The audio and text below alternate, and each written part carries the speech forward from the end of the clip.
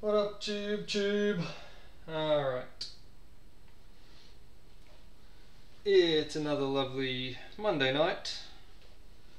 And it's time to do something live. Alright. So, just going to give it some few moments for people to arrive. Oh, everyone's here. Everyone's already here. Hey, what's up, Dean? Alright. So, I'm just gonna get myself set up.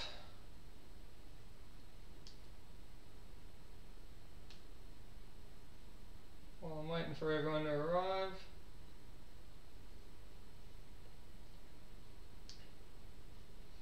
Hey, anyone watch DIY Gang on YouTube? Dude's got a burnt out Hellcat doing it up.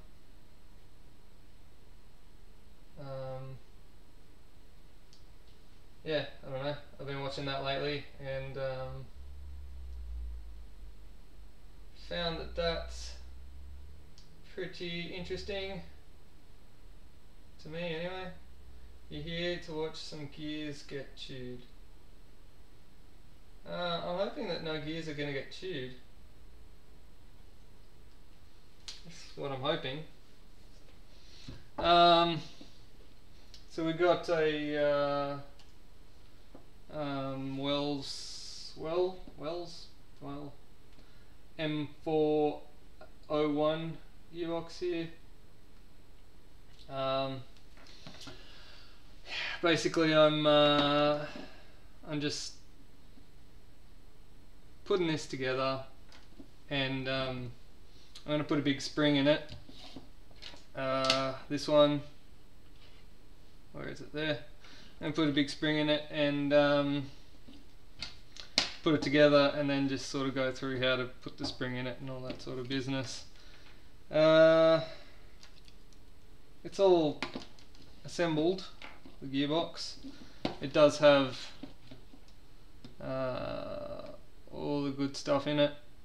If you're familiar with my channel, you're probably familiar with this blaster. You may not be. But yeah, so I'll just pop the spring in the back of this thing.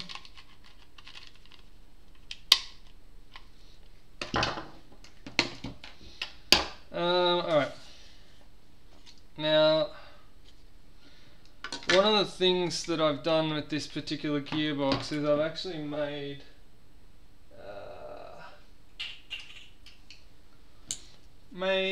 this.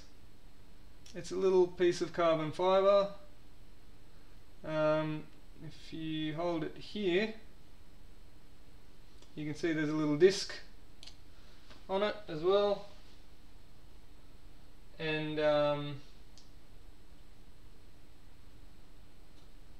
I'm showing you how to put a spring in a well. That's basically what I'm doing. Robert.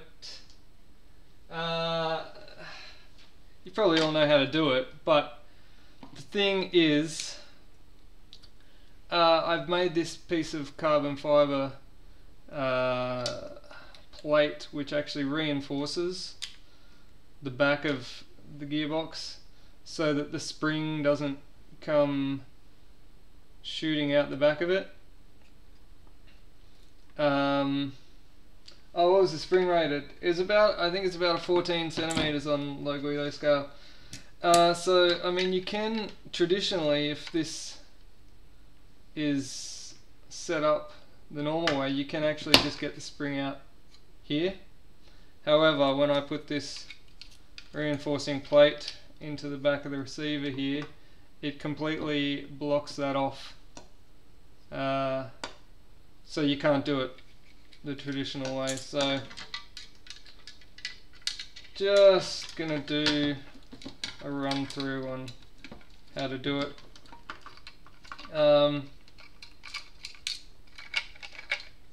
might not be super interesting to everyone, but there are certain people who really want to know this, so I promised them a video.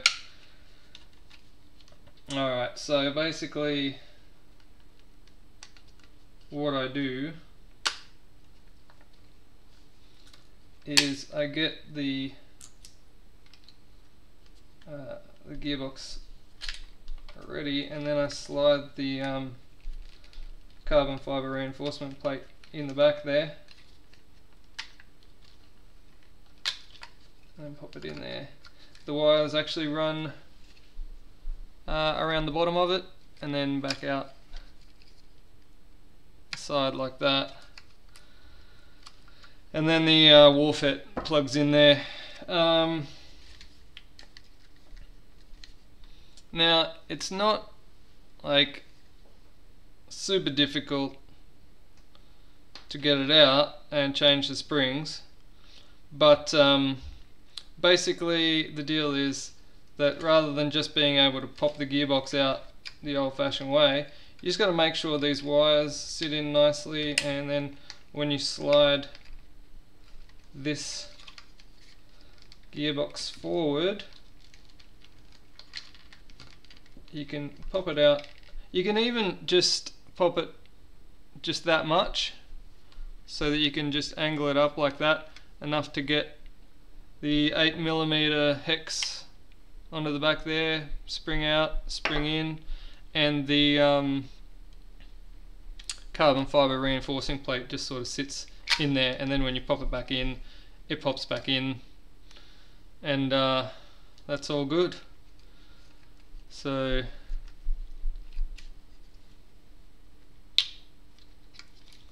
do they have an issue with springs popping out? Yeah, a lot of these sort of clear plastic cases have issues with springs blowing out the back of them if the springs are too big. So that's what's going on with this one. That's why I made that plate up. But yeah, it's not too difficult to it just means you've got to strip it down to this point before you can actually change the spring. You actually have to remove the gearbox from the lower, which is a little bit of a pain, but it is what it is. Alright, so that's the big spring. This was the original spring. It's like a 1.3.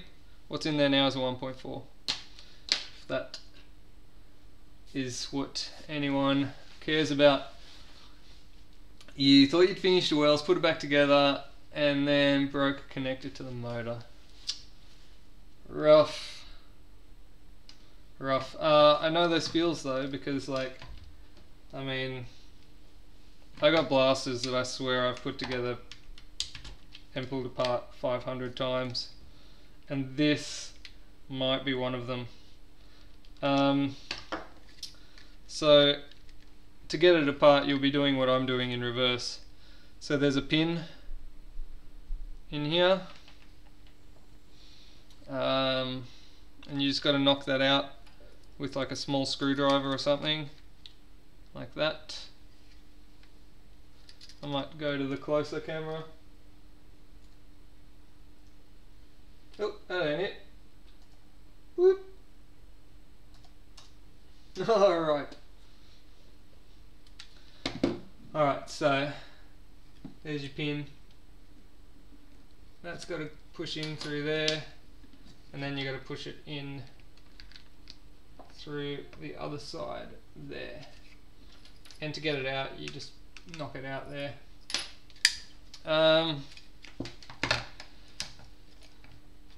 Once that's done, you can pop your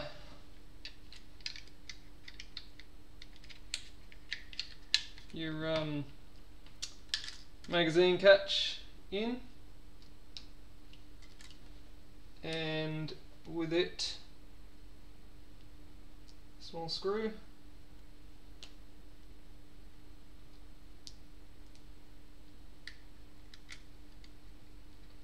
Phillips head number 1.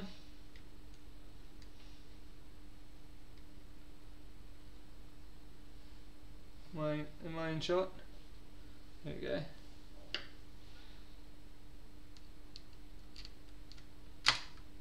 I think I said last time, someone asked, am I going to be doing any more videos on the well? And I said no more videos on the well. I guess I lied. So here I am, making a video on the well.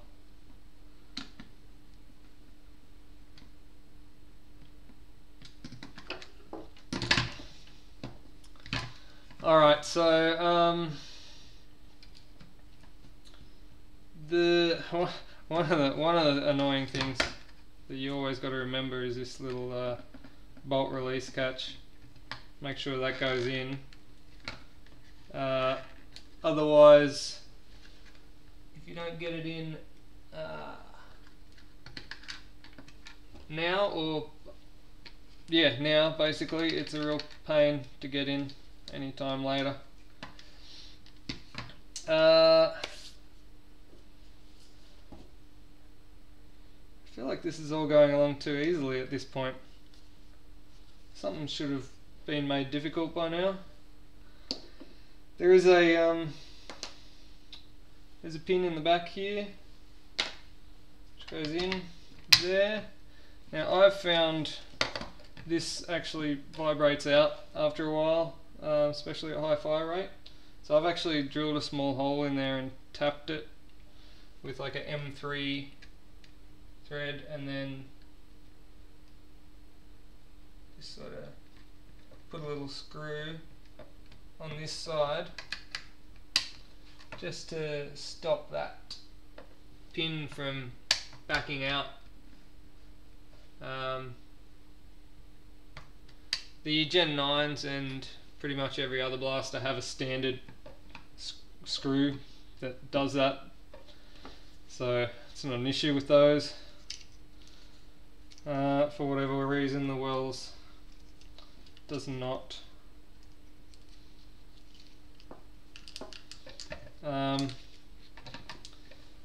Wells is one of those blasters I've sort of got a love-hate relationship with.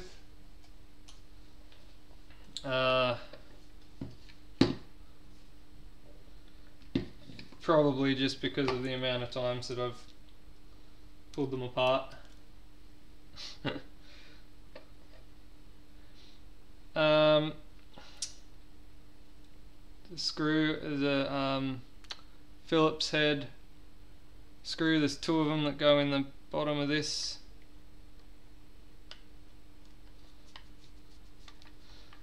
I find as well you need to run your screwdriver the same angle as the pistol grip.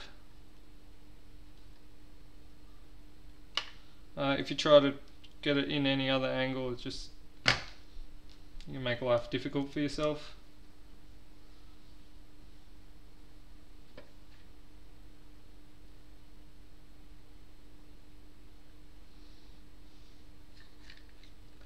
I did say that it was all going along too easily, didn't I? I forgot something.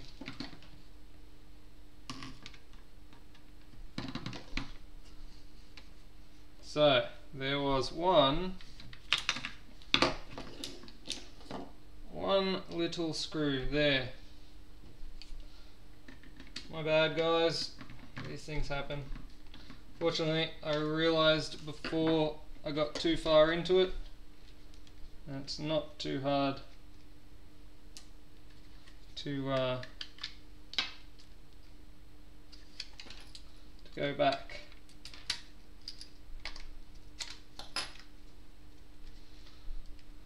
Alright.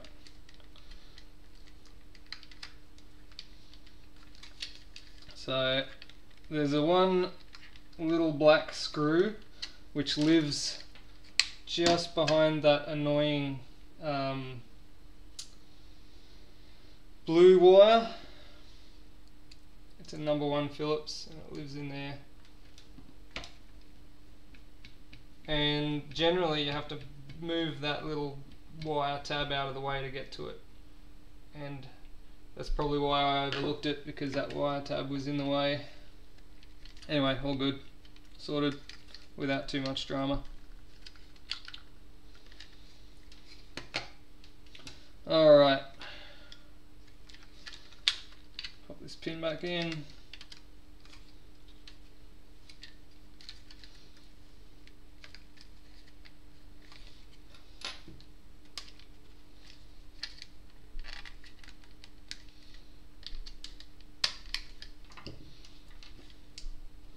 Mag release, spring,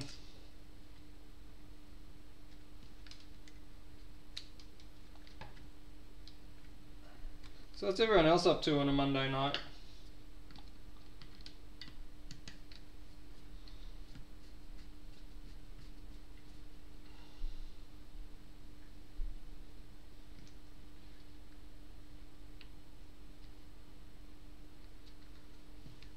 Looks like 320p. What looks like 320p?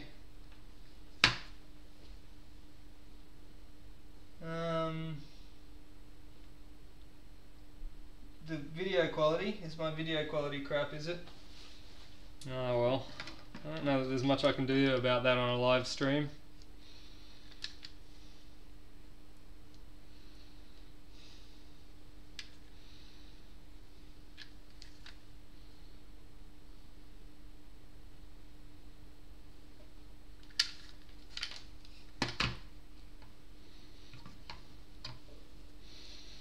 Alright.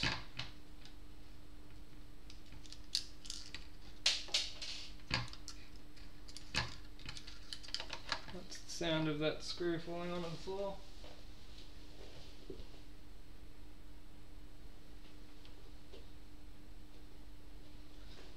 Which always happens during the live stream.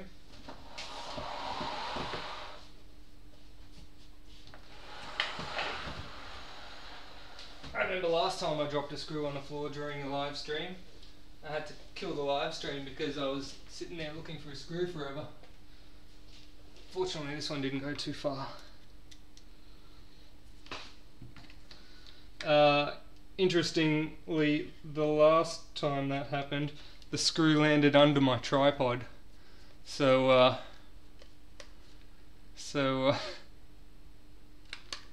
the what do you call it? Yeah,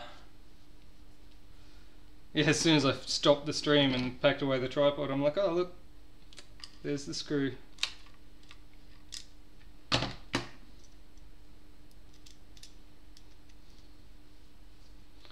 Where's my smooge mat?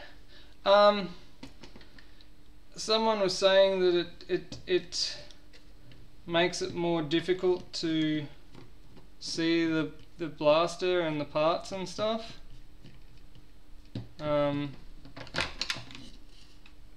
So I use it when I'm I don't know, not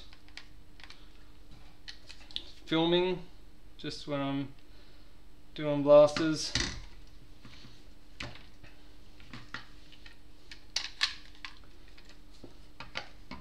So I don't know, it's not I like it, but like I said, some people said that it made it more difficult for them to see the parts on the desk or whatever I was doing at the time, so I guess I'll just go without it for the time being. Okay, now this is the sort of somewhat annoying part. I find if you get your motor and put the wire for the red terminal, the red wire, in the same corner as the red terminal, and your black one in the same corner as the black terminal, or the not red terminal, and then poke it in like that, it gives you the right amount of space to get these connectors connected up. The idea is you connect them up and then your motor plate at the bottom should hold everything in there. That's the plan.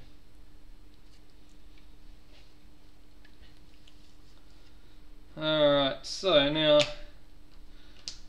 always important with the wells to put your motor shim on there. For some reason that's a thing. Now this particular blaster, great lengths have gone to make sure this screw does not move, so it's preset already at the correct depth. So once I push this in and put the screws in here, that's it. Don't need to muck around with setting the motor depth or anything like that, because it's already done.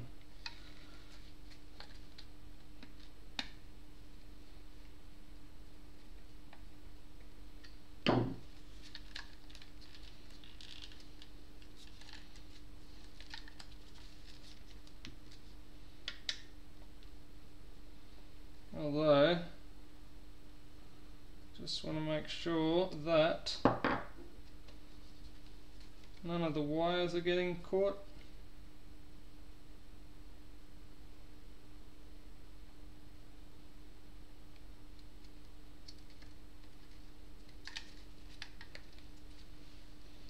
So it all goes in flush.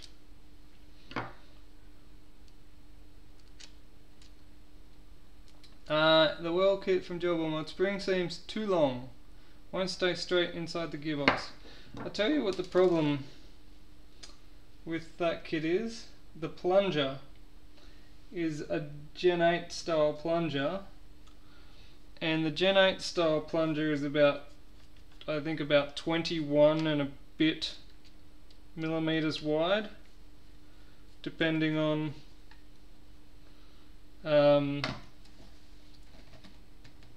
things, manufacturing tolerances. So if you've got, let me show you.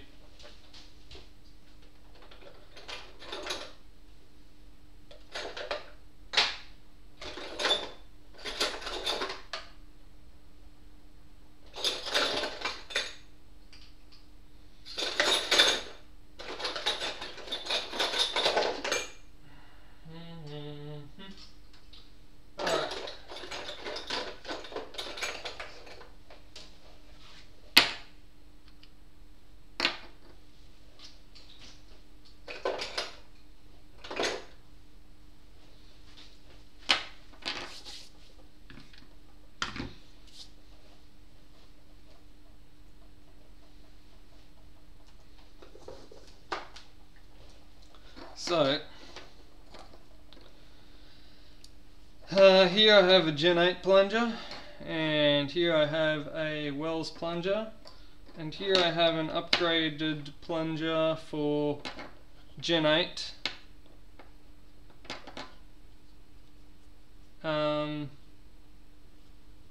Is a MOSFET worth getting? No, not unless you really need one.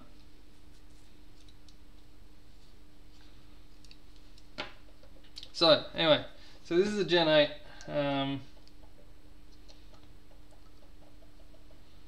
So it's about 20.9 millimeters wide. This is a Wells, and it is about 22.3 millimeters wide.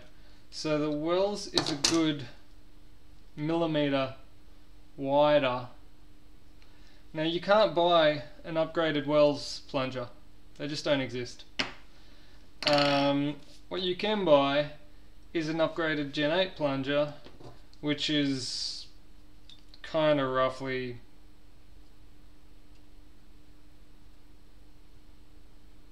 is 22. So it's not quite the 22.3 of the wells, but it's a little bit better than the 20.9 of the standard Gen 8, so it's like somewhere in between. And in a Gen 8 this is fine, but in a wells with a big spring in particular, it tends to push this out of the rails, and it just sort of spins around in the inside the gearbox, which is a royal pain in the ass, and it is probably the biggest pain in the ass of the wells. And I gotta say, that's my least favourite thing about the wells, is the plunger size. It's just that little bit too big. Diameters are very similar.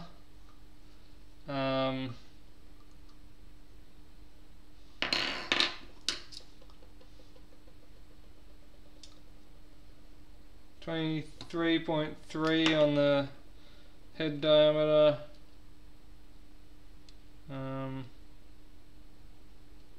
23.1 on the Gen 8, and the aftermarket one is 23.4. So yeah, head size is alright, it's just the body of the thing. Spring length, was your aftermarket spring longer than the Wells one? Probably, yes, and the one that I've got in there now is even longer again. So I've modified the plunger in this, so it shouldn't pop out. But yes, I guess the best way to test that is to hook up the power to it.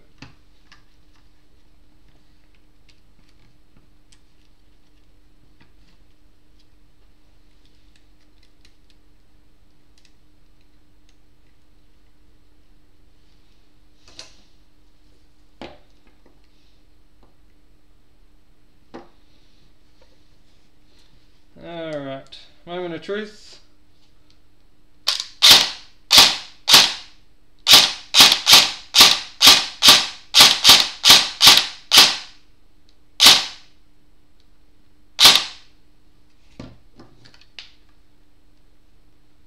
Seems alright.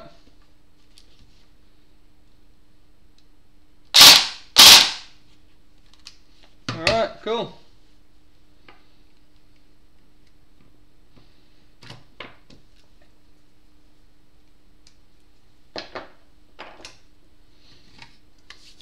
Now, well, probably one of the best things about the well is the upper receiver. You can literally just pop it in like that. You know what? Unlike the Gen 9, the well requires both pins to be out to fold the upper on, but yes, so you just pop that in there, put your pin back in there. So easy to do. Gen 9's okay, just doesn't quite have the forward folding ability that the Wells has.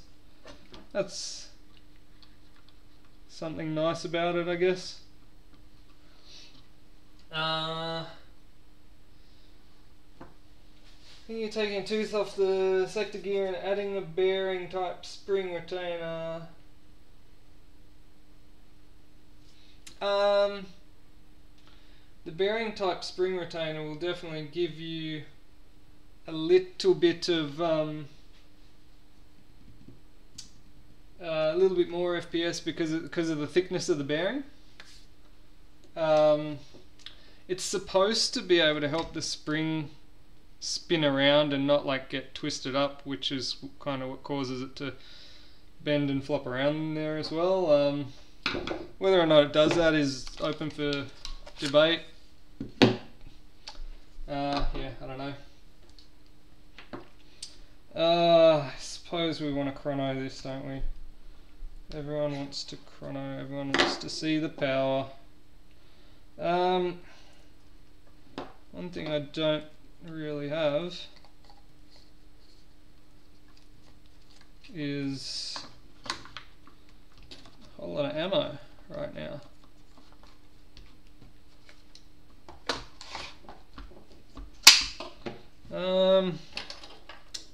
Let me go grab some.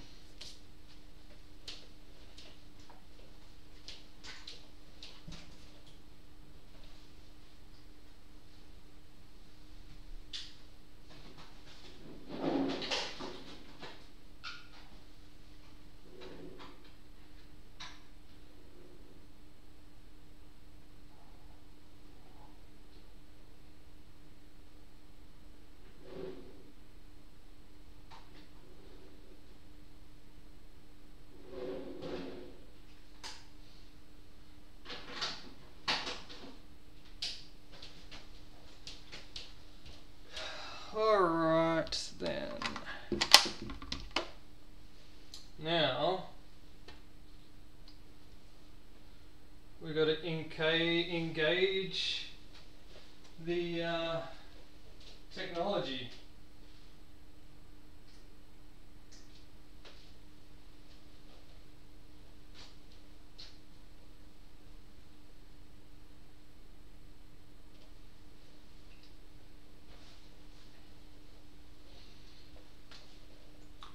Alright.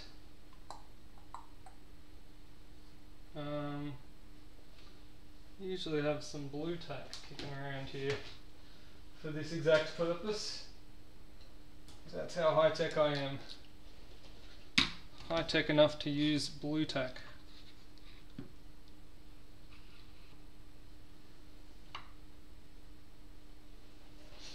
Alright. A bit of tape will fix the wobble. What wobble? What wobble are we talking of?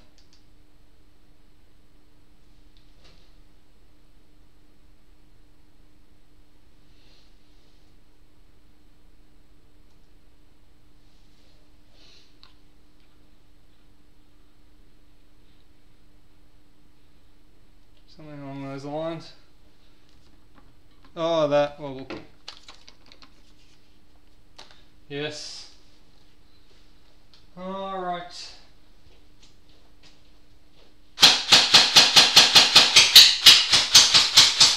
Get it primed up. And now we chrono.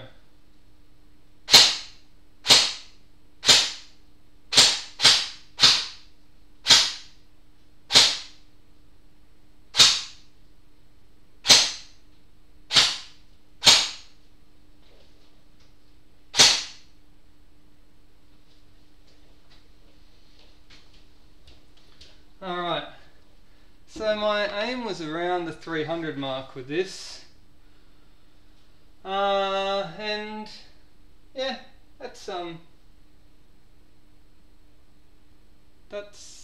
pretty good. That's around the 300 mark. Alright, cool. Go with that. Or should we give it a burst in auto? Oh jeez, I'm scared of auto.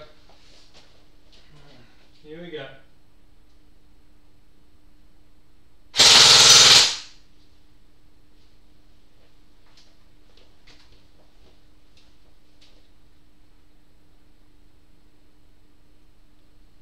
How's that? That's around the 300 mark.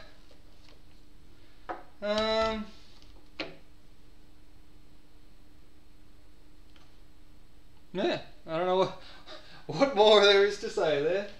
That's that. I might have actually expected a little bit more from that blaster, but that's certainly acceptable. Your Scar 2 does better, yes. How good are the laser chips? They're garbage, don't use them. Yes. Seems at some stage a few ponies have left the stable on this one. It used to be around the 360 mark, but yeah, is what it is. Still enough, definitely enough to give you a bit of a bruise, no doubt. All right.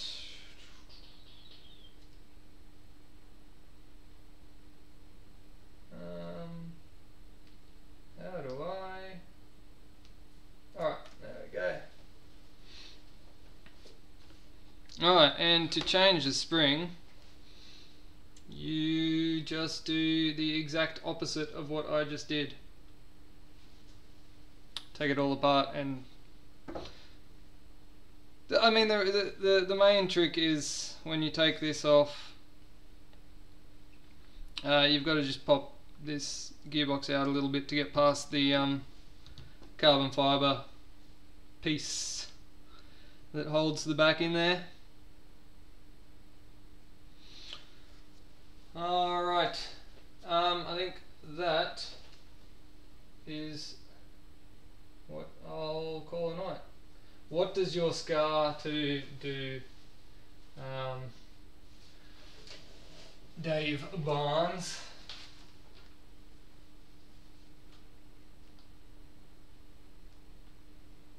Show me, please.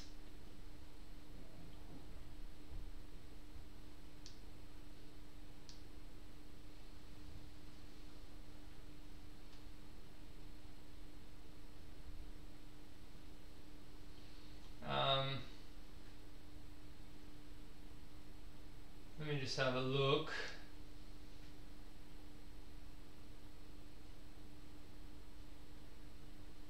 Everyone's always got something that's better.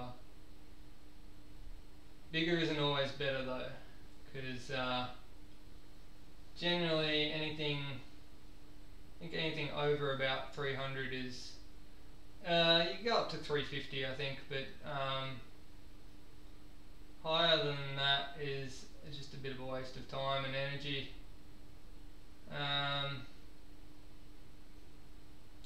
Not really. Your accuracy decreases, and yeah, it's sort of defeats the purpose a little bit. But for science, I did explore the maximum FPS limit of a gel ball, and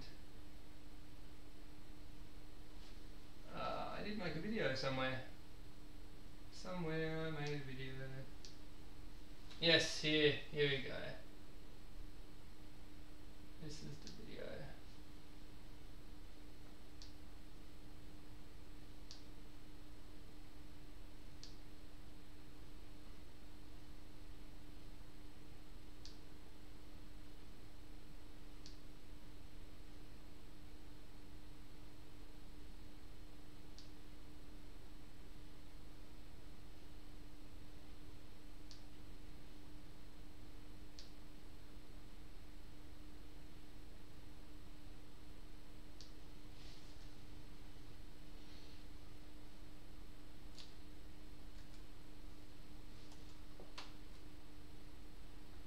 Alright, are you guys seeing this? Is this working?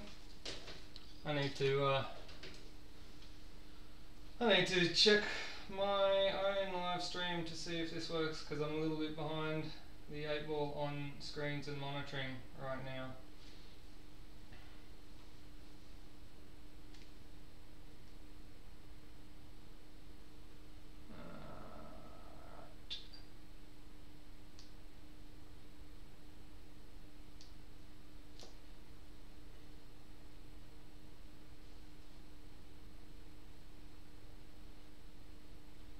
No?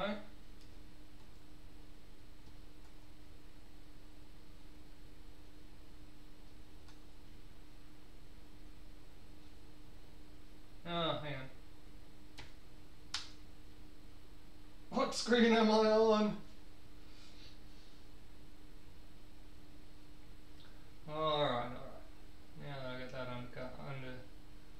control. Let's go to the chrono.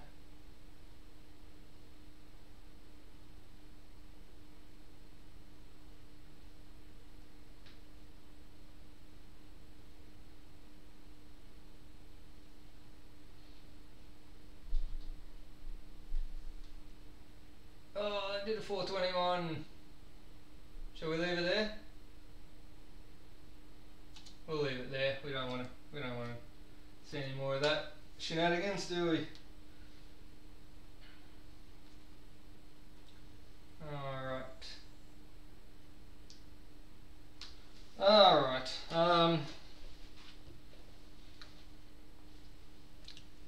I think it's time to call it a night. I got some other things that I got to sort out.